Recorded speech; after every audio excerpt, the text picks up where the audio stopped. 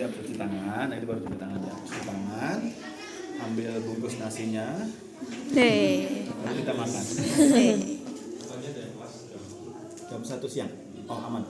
Nah, 15 menit, tunggu 15 menitan selesai. Oke, cuci tangan, siapkan alatnya. Kita siapkan mana yang perlu kita siapkan. Ya, terlebih dahulu. Bengkoknya kita dekatkan, perlaknya kita pasangkan. Ya, kira-kira seperti ini. Atau juga pemasangan perlak bisa dilakukan di sini.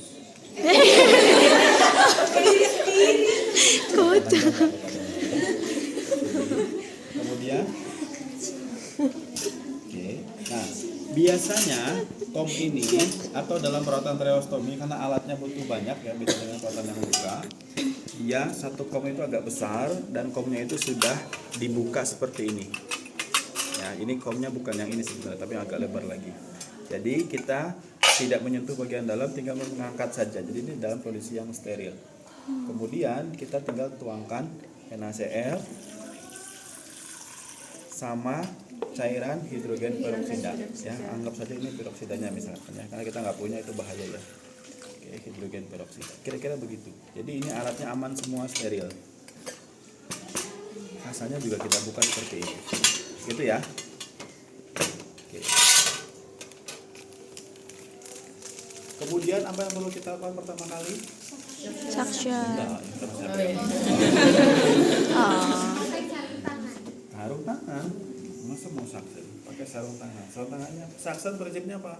Steril. Boleh bersih? Terus kenapa saya pakai sarung tangan bersih? Karena Sarung tangan steril jadi dipakai sendiri ya. Ini saya anggap saja dengan sarung tangan yang steril. ini harusnya sarung tangan steril. Sarung tangan bersihnya biasanya memang butuh lebih dari satu karena ada beberapa tindakan suction dan perawatan tracheostomi. Jadi suctionnya sendiri sama perawatan tracheostominya itu butuh. Kira begitu ya. Oke, sebelum suction apa dulu yang dilakukan? Kasih oksigen, hiperoksigenasi, kasih oksigenasinya menggunakan mas ya, simple mas, buka berapa? 5 sampai 10 8 liter. Kira-kira di mana masangnya?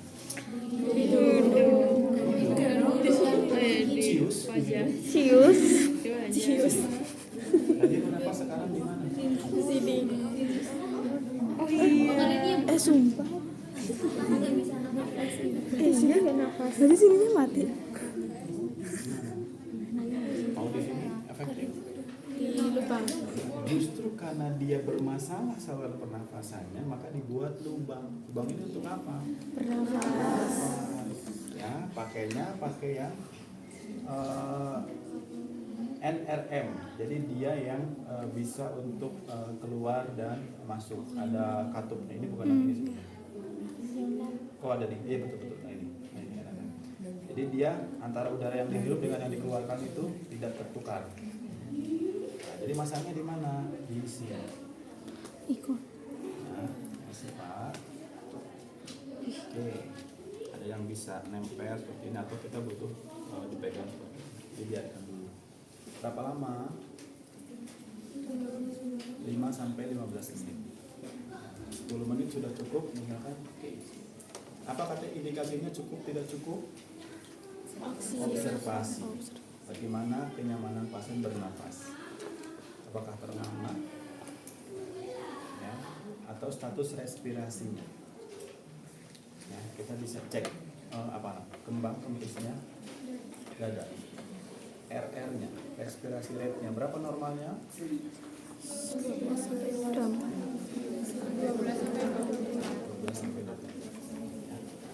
Ya, seperti itu ya. Paham ya? Selesai. Biarkan seperti itu saja dulu, matikan. Kemudian tahap berikutnya sudah pakai sarung tangan steril. Ya, ini on. Off. Steril. Kemudian kita sambungkan. Ini nggak perlu dipraktekkan lah ya. Ini sudah tahu? Sudah tahu sih belum? Sudah kan Lagi. panas ya kemarin kan? Selangnya ini ya.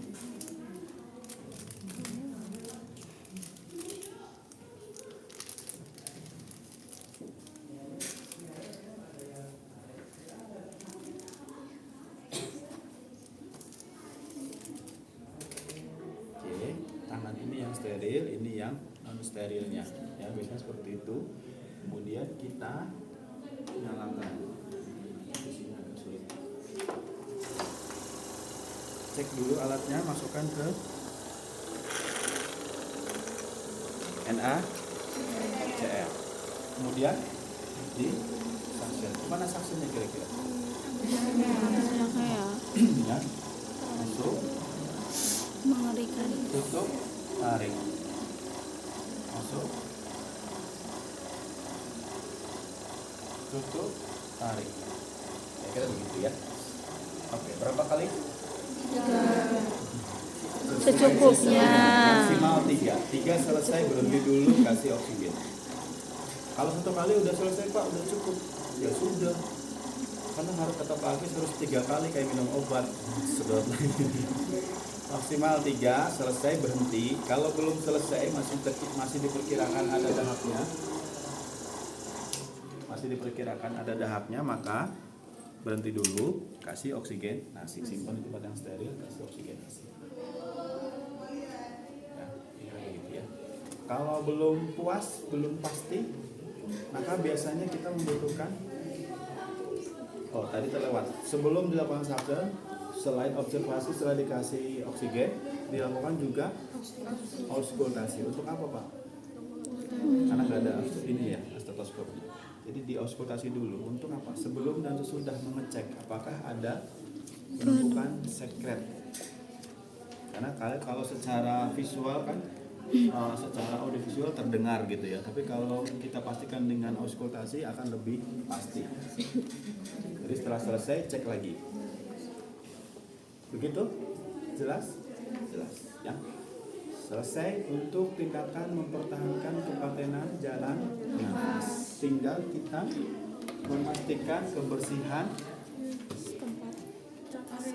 area tracheostominya. Ya, ini talinya ya. Kita akan cek. Kita gunakan sarung tangan steril selesai, ganti dengan sarung tangan yang bersih terlebih dahulu. Ganti sarung tangan bersih. Cek.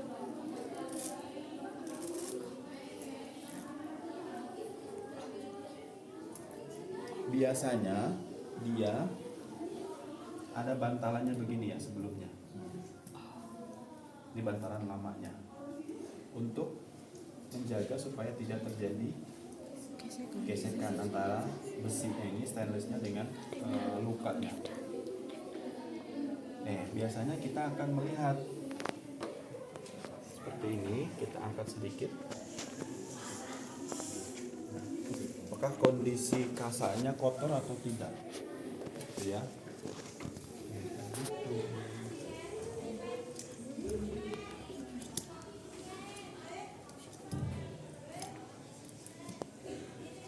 Oke, seperti ini dulu ya, selesai. Kita amati kulit area sekitar leher. Kemudian kita amati, karena tadi sudah direnggangkan ya, kita amati apakah dia ada kemerahan, kotor atau tidak. Apa yang perlu dicek berarti? Tanda-tanda infeksi. Ya, tanda infeksi apa saja? Merah, bengkak, kebiruan. Nyeri biru. Merah, biru, hijau, kuning sekalian. Bengkak, adanya nyeri, kemerahan, sama rubor, tumor, color. Nggak tahu itu. Ya, nanti dibuka lagi ya. Apa yang perlu dicek? Yang pertama adalah ada tidak nyeri, ada tidak kemerahan, ada tidak perubahan suhu ya, kemerahan atau perubahan suhu, sama ada tidak hipereksudat. Oke, kira-kira begitu ya. Selesai, tangan ini kotor, kita ganti dengan yang steril. Ya, anggap ini sudah pakai sarung tangan steril. Oke, kemudian yang kita lakukan pertama kali ambil pincet sterilnya.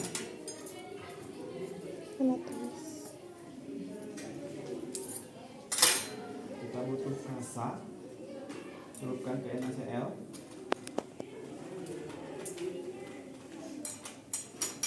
Oke, kira-kira seperti ini. Kita bisa siapkan dulu.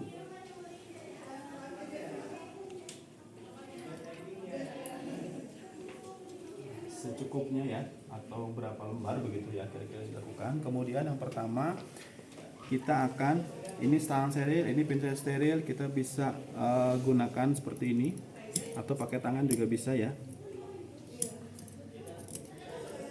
Kita buka kuncinya.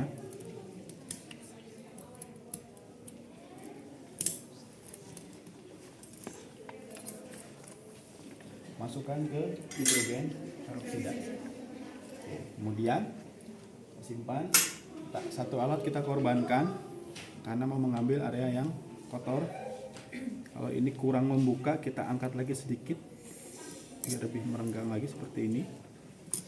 Oke. Kalau misalkan ini sudah kotor, nggak boleh dicampur juga ya, buang aja karena kita masih punya pinset yang lainnya. Kira-kira begitu ya, sampai posisi seperti ini. Kemudian yang kita lakukan apa?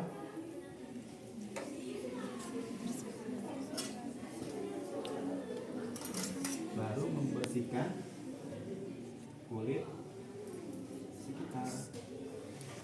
Pembersihannya bagaimana Pak? Sama seperti perawatan luka ya. Jadi ini tadi lupa saya. Ini harusnya sudah dilepas semua seperti ini ya. Nah, kondisinya seperti ini. Jadi talinya dilepas dulu semua supaya kita bisa melihat secara utuh bagian mana luka bagian sini. Oke, kemudian kita bersihkan seperti ini. Kalau satu kurang, buang, ambil lagi, bersihkan lagi, buang, ambil lagi. Kira begitu ya. Jangan satu dipakai terus-terusan. Sama-sama perawatan luka sama seperti itu. Ambil setelah kulit selesai, terakhir boleh kita juga membersihkan area seperti ini. Tapi jangan terlalu lama karena ini kan lubang pernapasannya pasien. Jadi seperti ini saja. Buang, selesai. Yang terpenting prinsipnya adalah setelah dibersihkan, setelah dibasahi dengan NaCl dengan kasa, maka berikutnya keringkan. Sama dengan perawatan luka ya, keringkan. Jangan lupa dikeringkan karena kalau basah menjadi sumber infeksi. Keringkan, ambil lagi kasa keringnya, keringkan lagi seperti ini. Ambil lagi, kalau kurang baru dikeringkan jadi seperti ini. Sebenarnya kasanya ini harusnya tidak kasa yang seperti ini. Ada apa ini? Sepihan atau kasa buatan atau kasa yang digunting. Kenapa sih nggak boleh Pak kalau untuk perawatan kolostomi? Resiko terhirup atau ya ada aspirasi masuk. Jadi kasanya itu kasa yang khusus, biasanya ada yang dia satu bulatan utuh. Bukan kasa ini. Kemarin saya sudah minta tapi nggak punya katanya. Kasanya. Jadi kasanya apalagi kasa yang seperti ini. Ini kan ada setihan-setihan ya. Nah, tuh. Ini kalau terhirup ke pernapasan bahaya. Itu ya, jelas ya. Jadi prinsipnya apa tadi? Setelah dibersihkan jangan lupa dikeringkan. Oke. Kita cuma itu selesai. Berikutnya kita tinggal ambil alat yang baru, selongsong ini ya. Ini kan karena kita sudah bawa cadangannya ya, anggap ini adalah cadangannya. Kita tinggal ambil saja. Karena ini sudah bersih. Kita tinggal masukkan kembali. Kemudian kunci.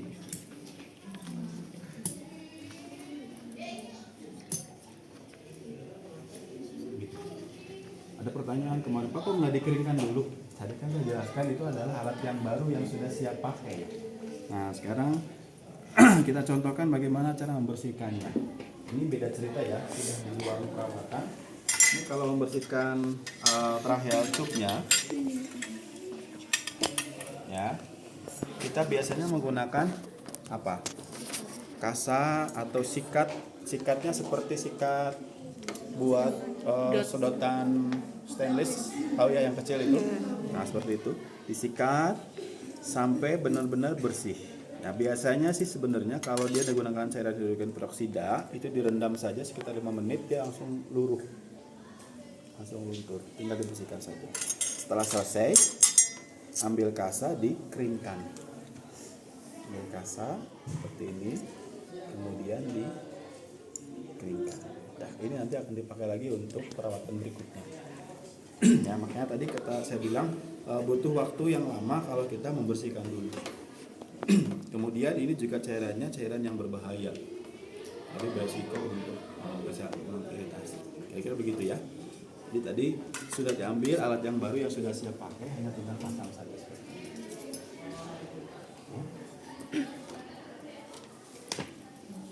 Kunci, kenapa dikunci Pak?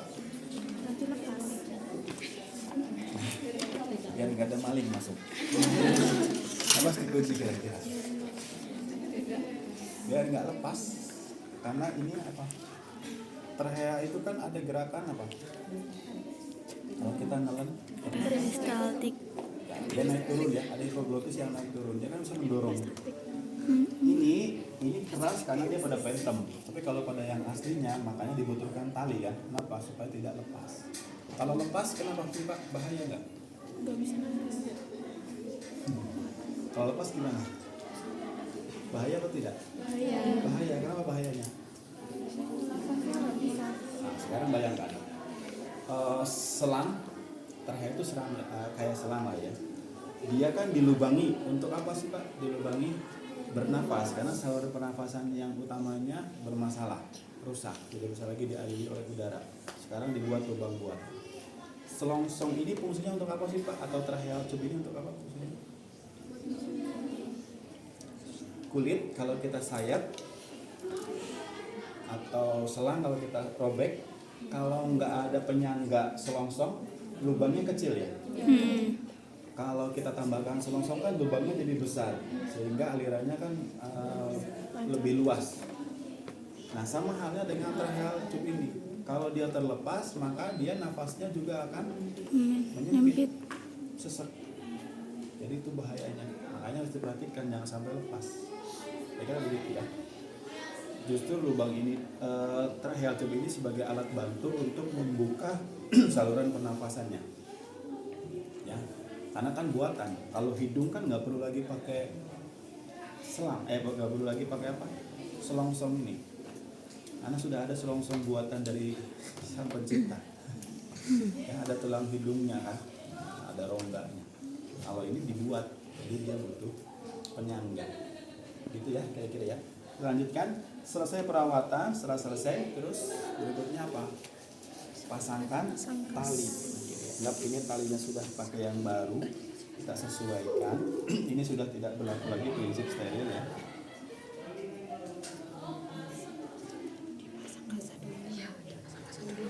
Satu sisi terlebih dahulu.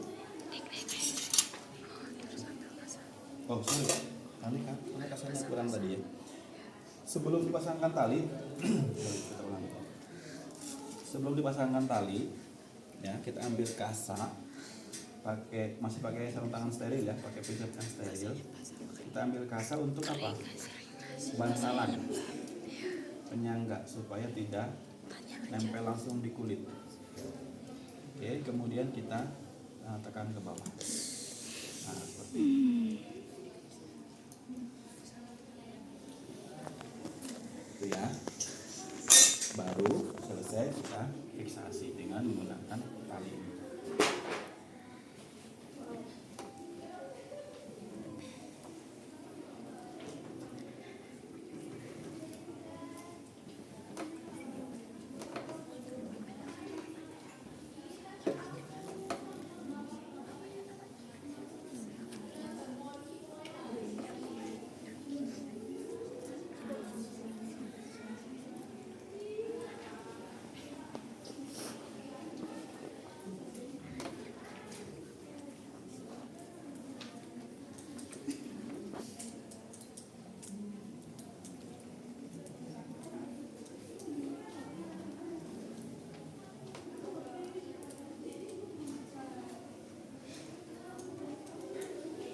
Kalau susah, kita bisa menggunakan bantuan pinset.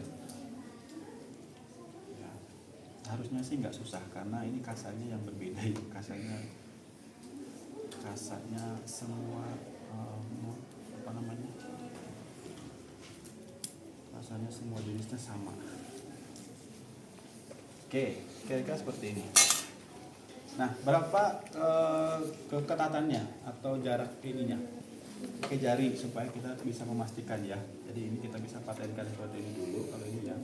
Kemudian baru kita bisa atur dengan ini. Ya aturannya. Jadi kalau kurang renggang kita bisa tarik. Kalau terlalu menyempit kita bisa longgarkan seperti ini. Nah, idealnya minimal satu jari tangan kita. Bukan tangan pasiennya ya, tangan pasiennya nanti jauh lagi. Jadi kita tahankan seperti ini atau di sini boleh. Kemudian kita tambahkan seperti ini. Ini satu jari longgar. Jadi tidak terlalu ketat. Sudah selesai perawatan tracheostomy itu. Prinsipnya paling penting tadi pertahankan dulu pakai